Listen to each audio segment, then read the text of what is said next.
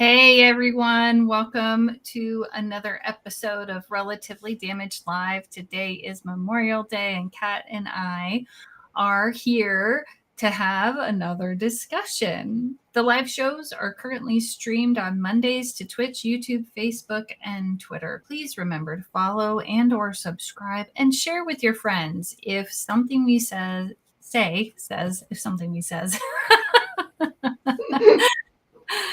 is provokes a thought or maybe a new perspective, or share with us so we know that what we're talking about is doing something in this world, which we think it is. But so let's get to, oh yeah, I forgot to say I'm Angela and this is Kat.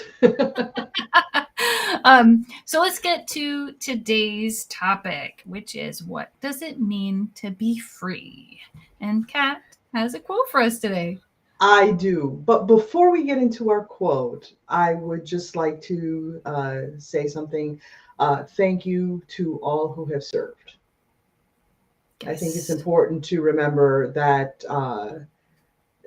that is one of the biggest causes that we have, so that we are and can practice freedom and have those freedoms outlined in our Constitution and able to practice them in our daily lives.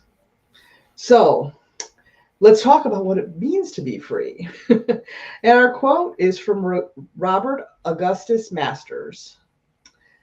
Real freedom, however, is not about having no limitations.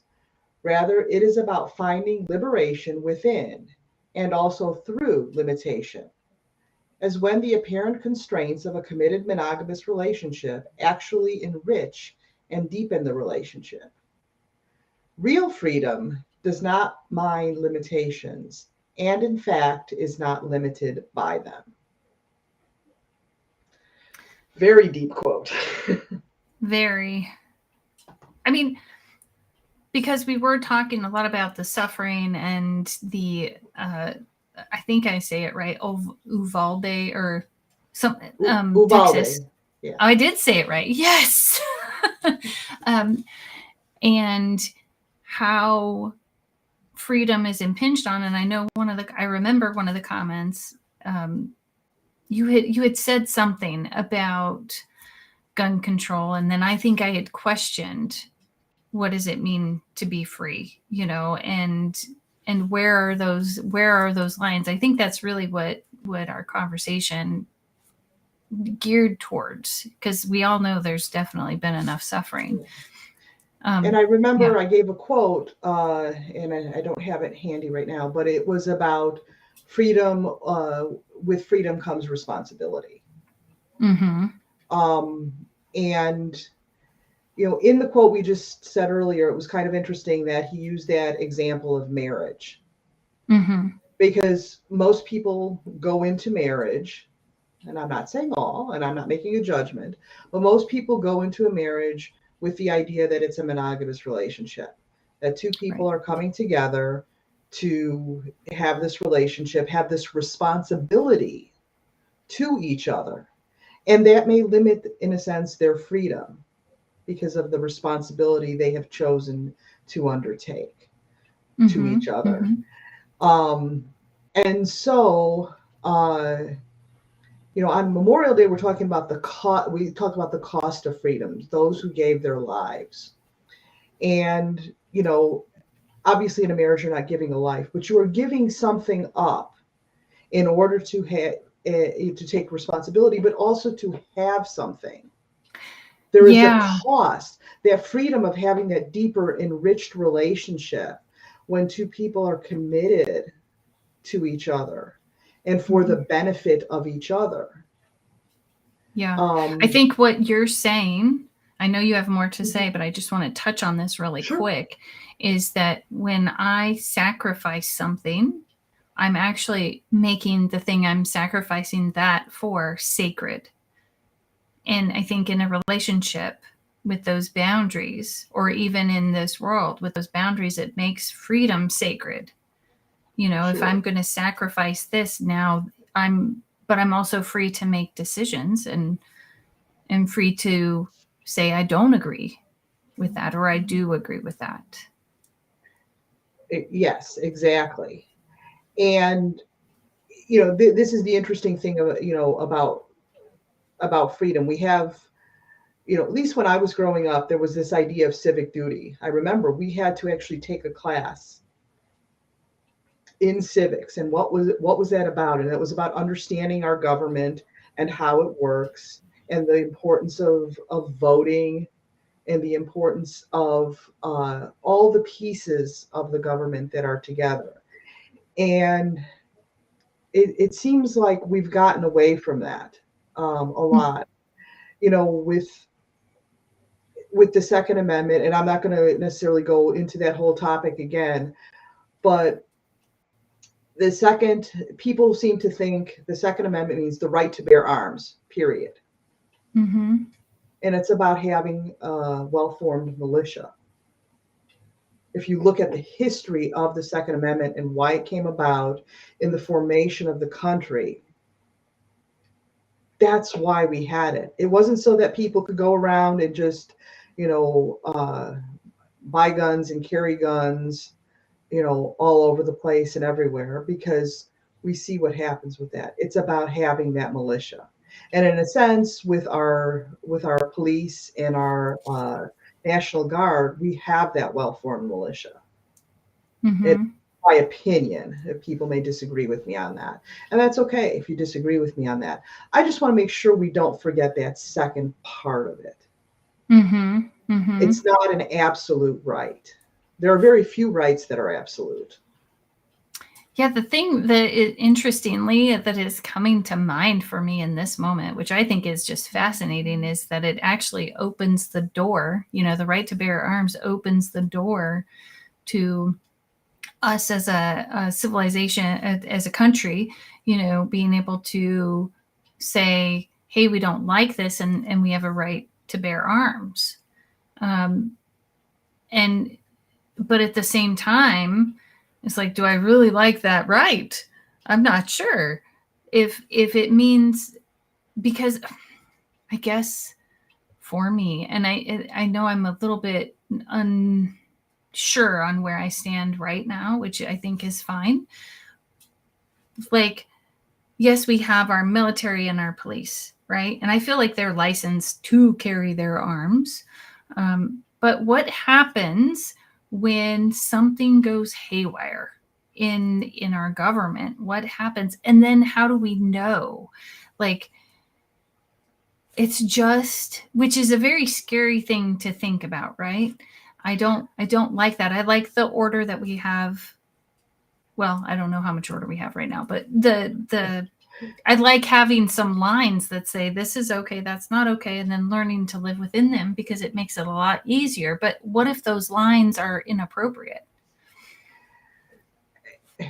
Well, and that's making a judgment on where the lines are to be drawn. Right. So let's veer off for a second. The abortion rights. Mm-hmm. So the whole impetus to push for abolition of abortion is coming from a religious position. Catholics and evangelicals are pushing this thing. Now, it's coming from this religious position. So you have other groups, for example, in Judaism and Islam, the right of the woman comes first. Mm-hmm. And so that has to be a consideration into whether or not an abortion could happen. If the woman is at danger, then under their religious beliefs, it is proper to have an abortion. Mm-hmm. Mm-hmm. To save the life of the mother, of the woman. And so where is that idea of the right coming from?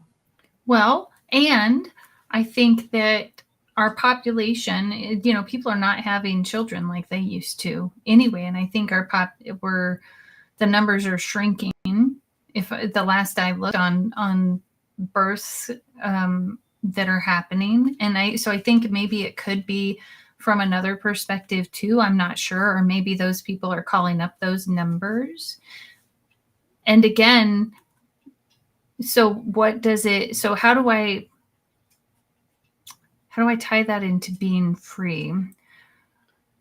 I'm not sure. I'm not sure right now, because I believe I'm free. I should be free to have my body the way it should. But if this rule comes up and now, excuse me, I don't like this rule, or I don't agree with it, or I find it inappropriate, like using the same word I used earlier, I think this is inappropriate. But I can also believe at the same time that within those rules and those guidelines is where I figure out who I am, and what I believe in. So do you see how I'm seeing this from a couple of different perspectives? Right. There are different perspectives there, and I think what you're saying, and without getting into the argument of the whole birth rate thing, it's weighing different things.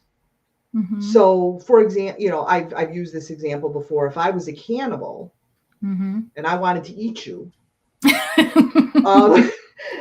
that would, I mean, it's very obvious, and that would not be cool, right? Because I'd be impinging upon your right for your bodily autonomy in order to do that. So, these rights have to balance each other. And it really occurred to me when I was listening to, some of the response after that. Well, we have to have armed, police in the schools, and we have to have one point of entrance, and everybody has to be in their, barricaded in their classrooms with doors that lock and bulletproof glass and not opening windows and yada, yada, yada.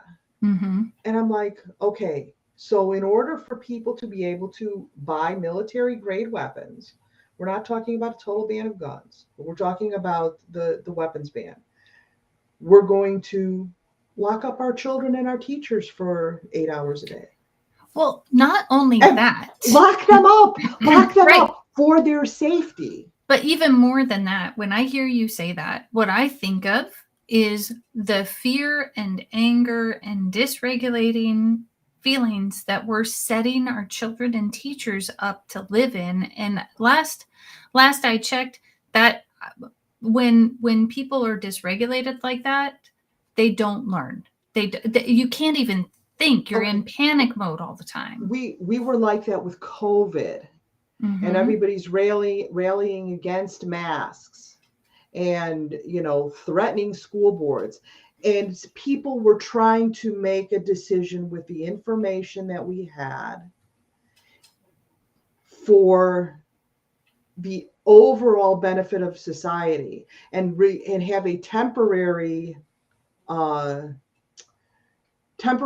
situation, reaction to a temporary situation for public safety. Mm-hmm. And that's it. So look at now, and especially towards the end, as we were coming out of mask mandates and things like that, people were observing the mental health issues because of that. Mm. So here we're talking about not just a temporary thing with people wearing masks and not being able to sit together, but having a situation where people are basically locked up for a period during the day under the auspices of keeping them safe. Mm-hmm. Our children who don't have a voice, mm-hmm. I mean a voting voice. Right. Well, in many families, I don't think children get much of a voice anyway. Right. But, we want to talk about freedom. Yeah. And that's the thing. Is that really what we want? Is that really the cost for that? And I mean, I could go in a whole political bent about that, and I'm not going to, about the reasons for that.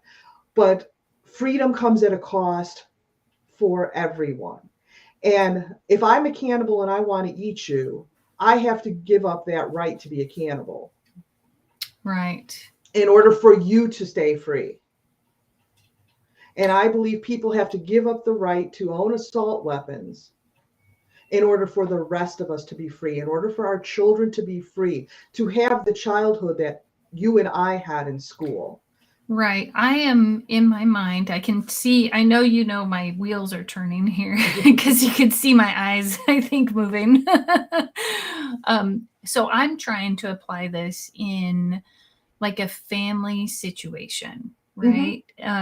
Because I think overall, as a society, that's a larger family, right? Right. And so if I'm sitting at home, let's say in a normal family of two adults and a couple of kids or whatever it is, I say normal. I don't know what normal families are anymore. Like I'm just throwing some I guess my bias, okay? I'm gonna admit to it.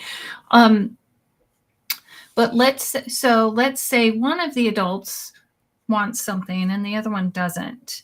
And they've got this situation where there's a little bit of a conflict. And they can both see each other's side, but they also cherish what the other person's perspective is, whether or not it's said nicely or not. Both of them cherish the I'm going to say from clean anger, right? If they're having a discussion and there's some clean anger in there, not some hostile anger. But they both cherish each other's opinions. Then what happens and how do they come to a final conclusion? And then additionally, let's say that whatever that decision is impacts the children. Well, now we've got the voice of the minority. And do we include that in our family discussions? Because I'm thinking at the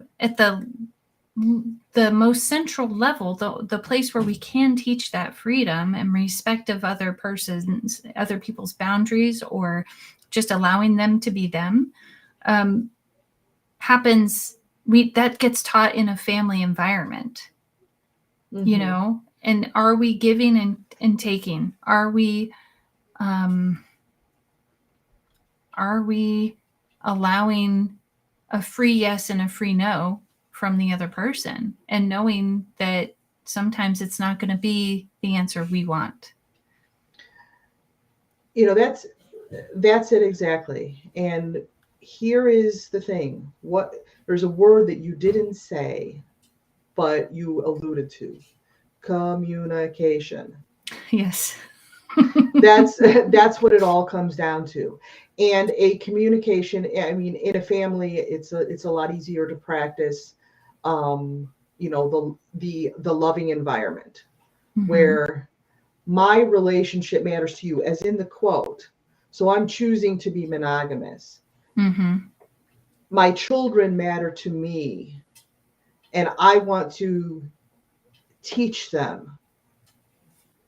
And I want to make sure that they become, productive, constructive members of society, of the family, of the community, of the overall society. And those kinds of conversations, it's a lot easier just to tell a kid no, or this is the way it's going to be, and not include them, not give them a voice. Yeah. Than it is to include them in the conversation. Hey, we're going to go on a family budget. Now, obviously, our family vacation. Obviously, kids don't have the idea of what the budget is and how much it costs, but they can certainly be included. Yeah. In that conversation, and what are their likes and dislikes? What do they want to do? Rather than just saying, oh, well, we're going to go, do this. Right. It's a lot easier.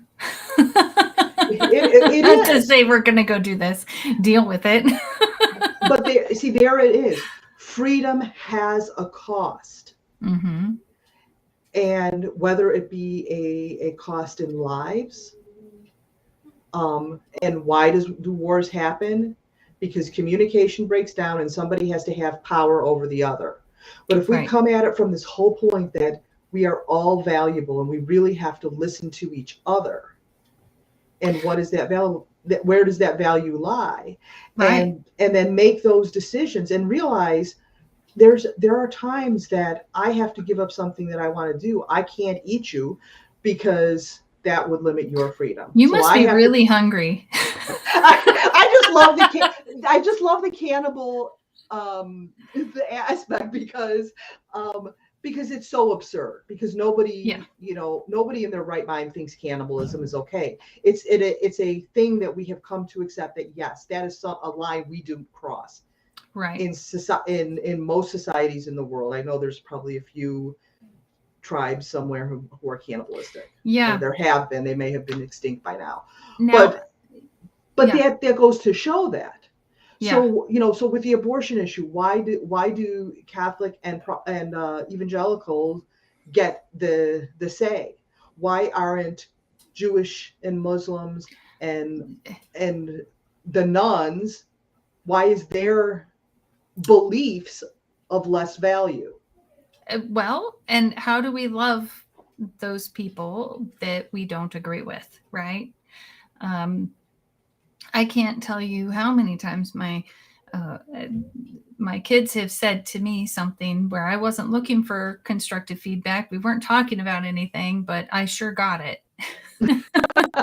and I needed to sit there in that moment and really see where I could I find this in me, and was it a truth I needed to worry about, or something that I really needed to look at.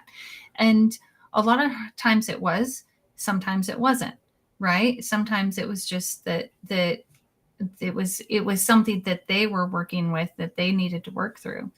But that freedom to say it, and in those moments, and I'm saying this because you were talking about like the evangelicals and people you feel are making the decision. Based on what I'm hearing, I think you feel they are the ones making the decision.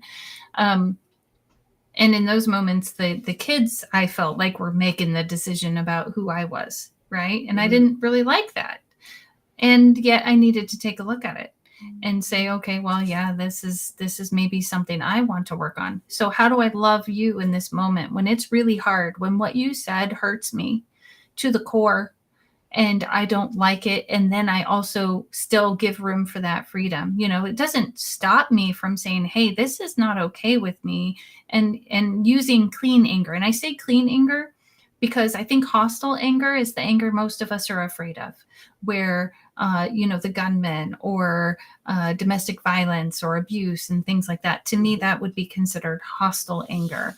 But clean anger says, hey, from a loving place, this is not okay. I don't want, or here are the reasons why it's not okay. Can we come to some sort of an agreement? Mm-hmm. And that's where that communication comes in. It's about talking about those issues, because often we react in the moment. So people think, okay, they're in their bubble and with like-minded people or by themselves, and what they have is their thoughts and their ideas and their ways of ordering things in society. And we've talked about confirmation bias and all that kind of stuff, so they're getting all this input. So you as a mom, you've come and you've had these ideas about the way things should be, because especially with underage children living under your roof, if they're not independent, there is some imbalance in power. Mm-hmm. You as a parent with children living under your roof, I know you want to have their opinion and you value it and you want to hear it and do that, but ultimately you have the last say Yeah, which is in most interesting. cases. Well, and now that they're older, it's really great because we get to have those conversations, and sometimes it's not coming to a conclusion because we all need to agree, or agree to disagree, and move forward with whatever choice is on the table. Well, and that's it, and that is the nature of communication. And so it's so much easier to say, nope, this is the way it's going to be. Oh yes, it is so much easier because I did that too. In the short run, Yeah. it's easier in that moment to do that. It's easier to say, well, we're not it's let's just lock up the kids in the school and have one point of entry and have armed guards and yada yada yada. Then when you start asking all the questions about what does that mean, What does that mean for the mental health of the kids? What does that mean for the taxes in society? How much more people do you have to hire for that? What are the contingencies? You look at what happened in Texas, the contingencies, these people had training and did that, and they admitted that there were multiple failures across the board. Right. I'm just led to the perfect storm of that happening. Yeah. So but I'm also wondering, like, isn't Detroit one of those places, or there are different places around the country that are high in crime and things like that. And what do they? I think LA had some issues. What do they do there? How did they shift the dynamic? How and was it through power and control? Because I don't know that it was. I think it was through getting to know the community. I think it was through connection. And that was the kind of, defund the police, and which is a horrible choice of words. But what it really meant was investing more in mental health services and community services. I think it's just really hard, and I to know address I cut the root causes, of what's going on. Yeah. And how do we reach people nowadays? Because with all of the algorithms and different things like that are on all social media, it's not just one or the other, where you see what you like. And once someone gets into that hole or down that path, it just, like, social media just keeps sending the same stuff. Like, so if somebody gets stuck, how do they know? I mean, because even reaching people, so many people, I mean, for instance, a lot of people with disabilities like myself are pretty much stuck at home and can't, without assistance, go out and do things. Then there are the other people who are, let's say they've got I think it's agoraphobia, being afraid to go outside, or into crowds or out with other people, or just even being afraid of people, because it's really easy to get stuck in, this is my safe place, if they're used to being at home, and mental health plays such a huge role. And so I think maybe another question would be, how do we reach the community in a loving way? What can we all do? All of us, maybe it's making sure I go say hi to my neighbors. And then which snowballs or ripples into them doing something nice for someone else. Or, I don't think it has to be a huge, big thing. I do think we need responsibility. I do think we need some boundaries. I do think that beyond that, though, how can we get there from love? How can we get there allowing everyone their freedom to say what they believe to be true? Right. I agree with you. That's the thing. Social media is confirmation bias on steroids. It just confirms over and over. It confirms the idea of separation from everyone else. There's those who are with me, there are those who are against me, and the ones who are against me, we're going to own them. Well, rather than saying, let me finish this thought. Yeah. Rather than saying, let me understand them, let me come together, let me check my inherent bias against what they're saying. So that's why I'm not defund the police. I think the police have a place in society, and I appreciate the police. I'm thankful for the officers in my community and what they do to help keep this community safe. Right. But I don't want armed police officers roaming my streets. Right. Well, also, I just want to throw this out because this just hit me while you were saying it. I mean with rifles. No, I get that, like martial law. Yes. But those people who choose to go into law enforcement and into the military literally sacrifice some of their freedoms. They sacrifice their time, their energy, their lives many times, so that others can have. I look at the Chicago police. All time off has been canceled. I could be wrong about this, but I think they're on 12-hour shifts. So here it is, a Memorial holiday. I enjoyed a wonderful barbecue with friends yesterday. I was able to do that. Yeah. Because of this sacrifice that people have made and continue to make in order to keep the community safe. But that is not the only part of the solution. These are complex societal problems, and we have to have complex societal answers. And yes, where do we come from love? Just as within the family, it's easier to say simple solution, boom, this is the way it's going to be. And then all these other problems pop up. If you tell your kids this is how it's going to be and they're not on board, they may do it. Oh, they would rebel, I'm sure of it. Well, yeah, especially with the age of your girls. But but yeah, kids will make it a point. I don't want to do it. They're going to make it difficult. And then nobody has freedom because nobody's enjoying themselves, because it's all about that control in that situation. What you thought came to be a good decision. So by bringing these groups of people together who are affected by these problems, whether it be gun violence, whether it be abortion law, whether it be economic inequity in different places, whether it be where we're going on vacation this month or exactly. this year.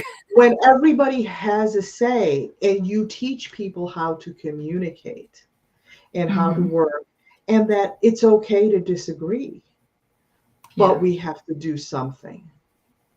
And so it might, you might not get your way. Yeah. That's part of the cost of freedom.